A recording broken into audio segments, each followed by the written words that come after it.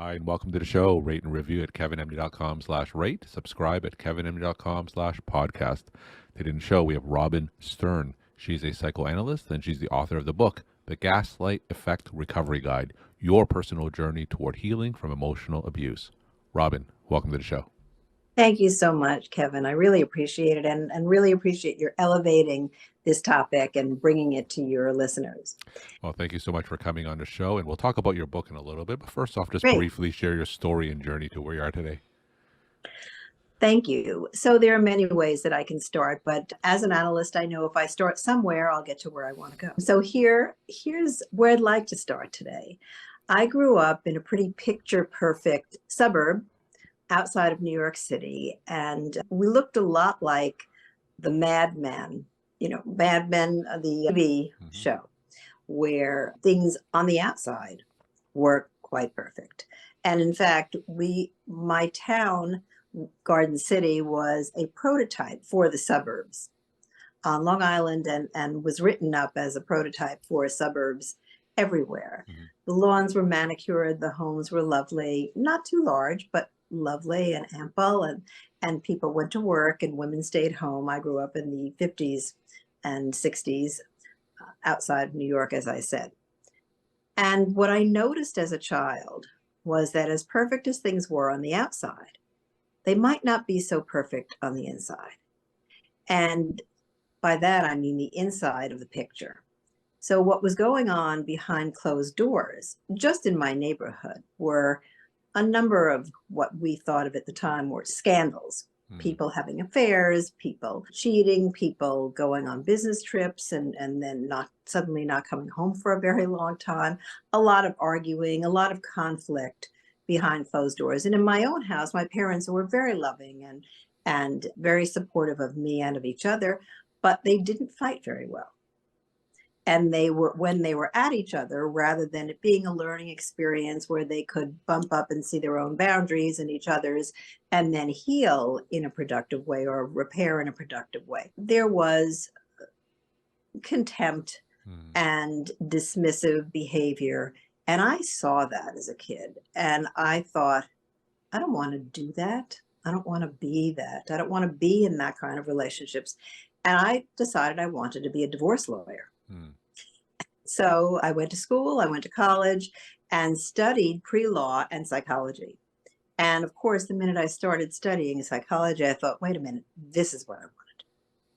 And so I began to do an internship in psychiatric units at local hospitals. And to make a very long story short, then got my doctorate, did a postdoc in psychoanalytic group psychotherapy and individual therapy, and really was very interested always in couples.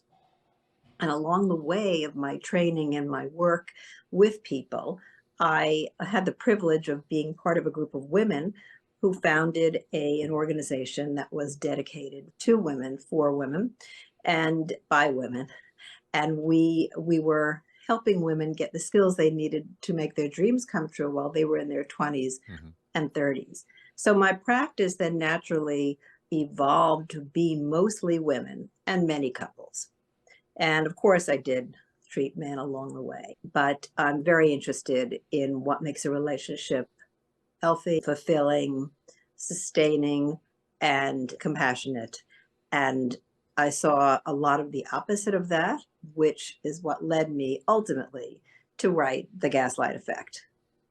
So before we get into your book, if you can distill the one characteristic that healthy relationships should have in order to persist, what would be the most important characteristic? I'm going to say everything that comes in the package of I see you, I hear you, I'm with you. So empathy, compassion, attunement, curiosity, interest, caring. That was more than one thing, but the one thing was the package. All right, so let's talk about your book. It's titled The Gaslight Effect Recovery Guide, Your Personal Journey Towards Healing from Emotional Abuse. So tell us about the events that led you to write this book. So in 2007, 2006, I decided that I really wanted to take some of this dynamic that I was seeing in my practice and write about it.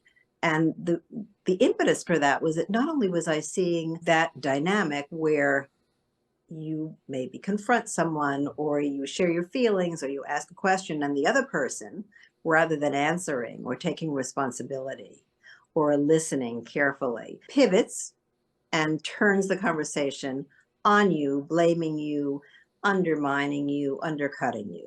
And I was seeing that not only in my practice, because as I said, I work with a lot of couples and a lot of women were ending up in my office talking about it. But I was also seeing it in my friend group.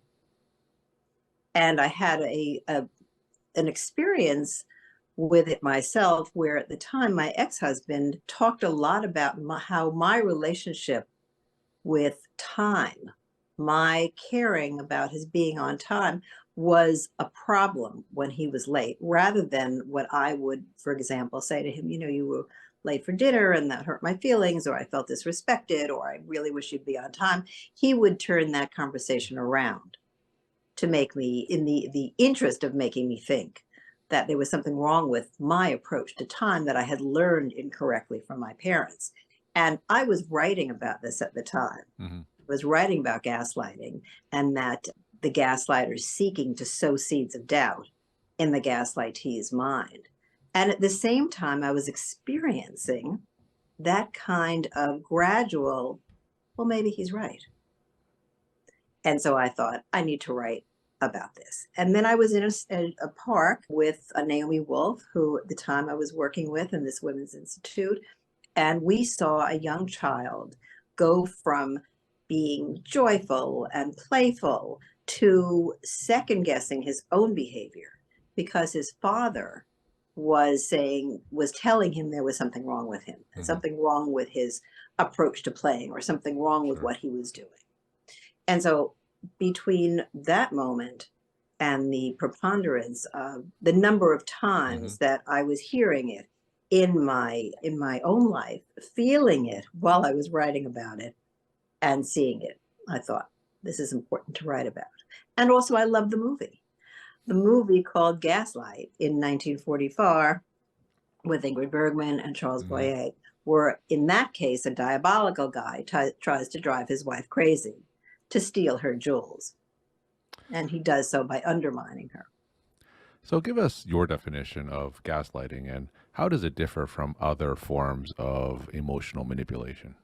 First, let me say how it's similar. There's usually a power dynamic, right, where you allow yourself to be manipulated, or you inadvertently or consciously and unconsciously or consciously, and then by somebody who's more powerful.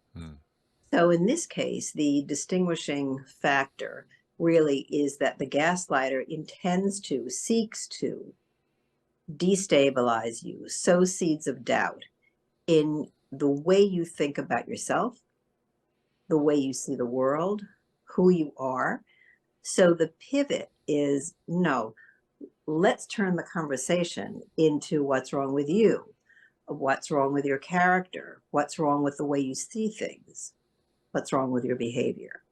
And I think that it's one thing for you to say, well, I really want to see these kind of movies tonight, and I'd like you to do it. And come on, let's do it. And let's stop. I'll get you ice cream on the way, or we'll stop and we'll get ice cream on the way. Or it's really going to be great for your job to see this. It's about the workplace. That's one thing.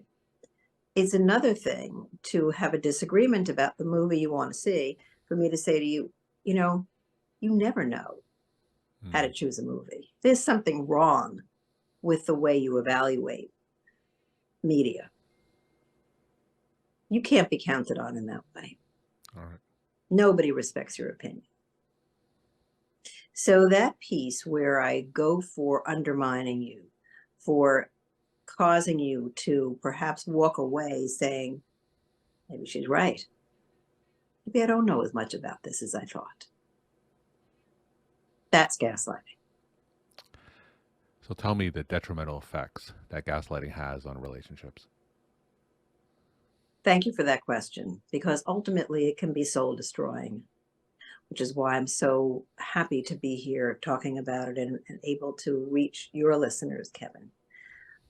It takes a bite out of your self-esteem.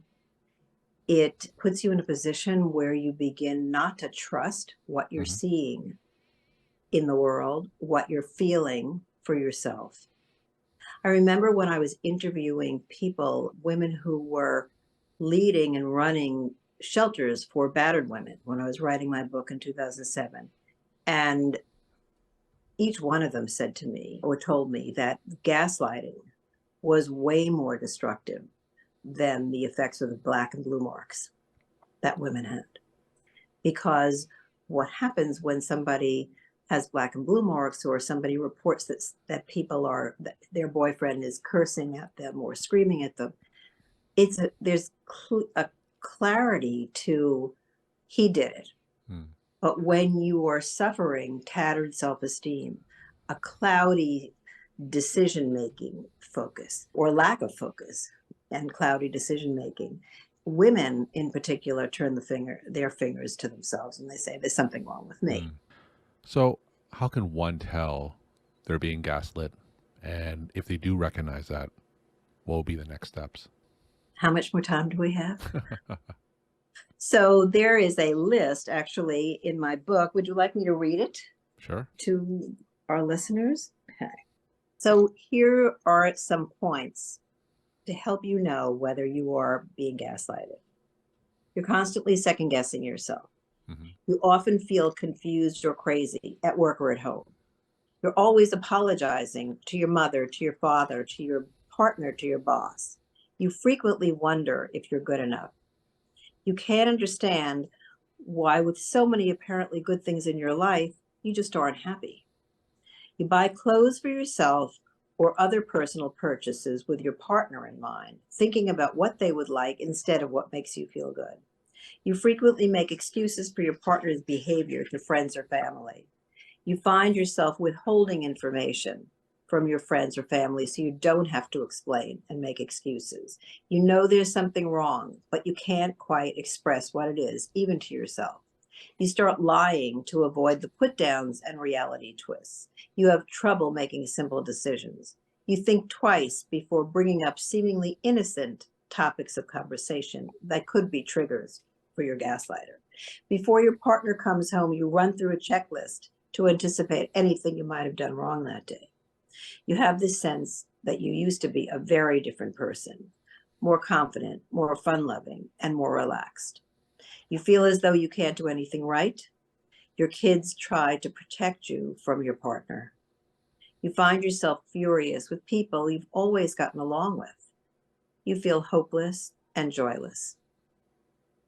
So if you find yourself, and this is to our listeners, or any of the people you work with, experiencing one or more of these statements, it could be gaslighting. Some of them are simply the result of straight out abuse, or as we were talking about a few minutes ago, some manipulation, Hmm. but they're also red flags for gaslighting. And if you see or if you think that might be going on, what can you do? Well, you can begin to keep track of conversations. Write it down. Notice when there's a pivot in a conversation, either when your gaslighter turns the attention to you rather than themselves. So if I say to Kevin, for example, you didn't wait for me, and it's not the first time, constantly wondering, like, what happened? Why aren't you waiting for me? And Kevin says to me, you're so paranoid and sensitive. What's wrong with you? He never talked about whether or not he waited for me. He never apologized. Even if I am sensitive, he still didn't wait for me. Right. And so noticing those pivots and noticing when for you pivot and you begin to think, rather than, that's so silly, I can't believe he said that to me. When you begin to think, maybe he's right. I am paranoid and I am sensitive. Right? So that's one thing you can do. Another thing you can do is to opt out of any back and forth that begins to feel like a power struggle.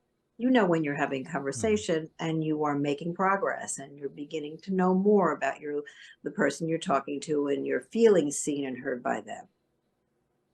You also know when you're repeating yourself and you're going around and around, and it begins to be more insults or undercutting and undermining than opt out. And in my book, I have many statements that you can use that you can own, become your own, and also you can write more. Just keep a list of things that, for example, we're going to have to agree to disagree, or I just don't like how I feel right now, and walk away.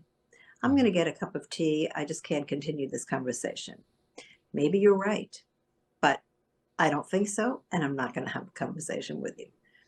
Maybe I'm right, and you don't know it yet, but we're not going to keep talking. Anything that you need to do to get out of the power struggle is really important. The other thing to keep in mind is that it's not as important who's right or wrong, but rather how you feel.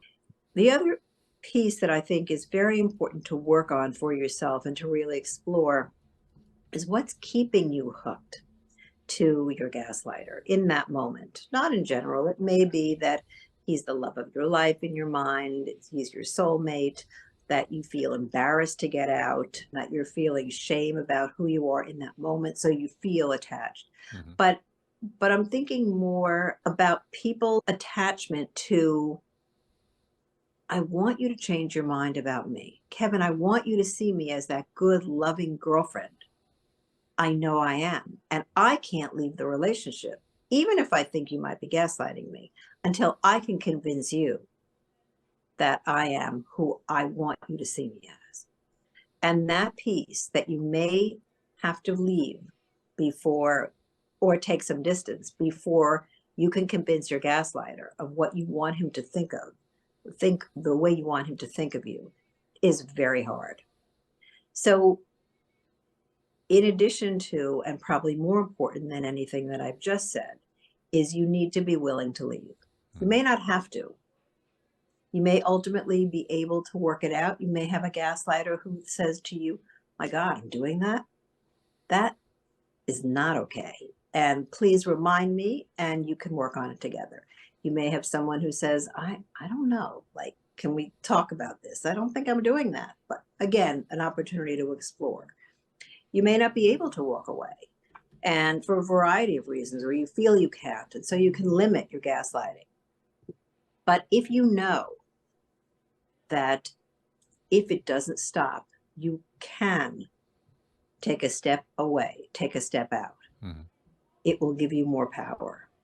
And ultimately, your, what I call in my book, your flight attendants and the people you trust in your life, that other voice saying to you, wait a minute, you're not acting like yourself. I haven't seen you in months. That sounds crazy. Kevin is doing that to you? No way.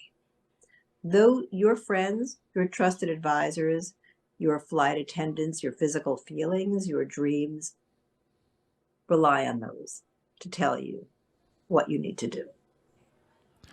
We're talking to Robin Stern. She's a psychoanalyst, and she's the author of the book, The Gaslight Effect Recovery Guide, Your Personal Journey Toward Healing from Emotional Abuse. Robin, tell us some of your take-home messages that you want to leave with the Kevin MD audience. So about gaslighting, I actually wrote them down so that I wouldn't forget what I wanted to say. Don't ask yourself who's right. Ask yourself, do I like being treated this way? And I'm just speaking directly to clinicians and to women who may be listening. If you have recently met somebody for the first time, whether it's a romantic partner or a friend, and you go out with that person and they don't call, you text them, you said, I have a great time, and then they don't call you for a week and then call you, and are you thinking to yourself, I don't think I want to see someone or become friends with somebody who doesn't respond to my text, who waits a week to call me? You're thinking, why didn't he call me? What's going on for him? So you're trying to figure it out or get inside his mind. And deepest hope is that one of your takeaways can be what you feel is important. Pay attention. Self-discovery, and I love this one. One of my teachers actually shared this image with me, but self-discovery is like climbing a mountain on a winding path. You keep coming across a view of the landscape below you, but each time you have a little bit more perspective. Mindfulness can help lower your physiological activation, increase your mental clarity, and I encourage you to adopt a wider perspective in your life. And I love metta meditation. It's a compassion meditation, a loving kindness meditation. And I believe that every one of us can benefit from that moment of sending compassion to ourselves and to the people in our lives. You can end the gaslighting as soon as you stop trying to win the argument or to convince your gaslighter to be reasonable or prove that you're right. Developing a strong, clear sense of yourself and your self-worth is crucial to staying out of gaslighting relationships, no matter where they are. And I always like to share with people that it's your integrity, reclaiming your integrity that you're after. Right? Not just having a calm life, but a values-based life, the you want to be. Robin, thank you so much for sharing your time and insight, and thanks again for being on the show. Thank you, Kevin, for having me and for elevating this topic.